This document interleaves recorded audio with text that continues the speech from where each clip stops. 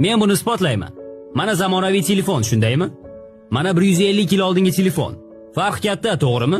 Ha, shubhasiz. Mana bugungi mashina. Bu esa 150 yil avvalgi mashina. Katta farq bor, to'g'rimi? Mana bugungi sinf xonasi. Bu esa biz 150 yil oldin foydalangan sinf. Bir asrdan ortiq vaqt ichida tom ma'noda hech narsa o'zgarmadi.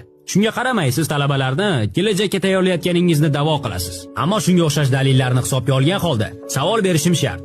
Siz talabalarni kelajakka tayyorlaysizmi yoki o'tmishgami? Bu tekshiruvlarga va hujjatlarga tayanib shuni ayta olamanki, siz odamlarni zavodlarda ishlashga o'rgatish uchun yaratilgansiz. Sizlar nega talabalarni bir xil, chiroyli va ozoda qilib qo'yganingiz bunga yaqqol dalil bo'la oladi. Ularga tinch o'tirishlarini aytasiz. Ularga ovqatlanishlari uchun qisqa tanaffus berasiz va kuniga 8 soat davomida ular nimani o'ylashlari kerakligini aytasiz. Va ularni A bahosini olishlari uchun raqobatlashtirasiz. Ya'ni mahsulotning sifatini belgilaydigan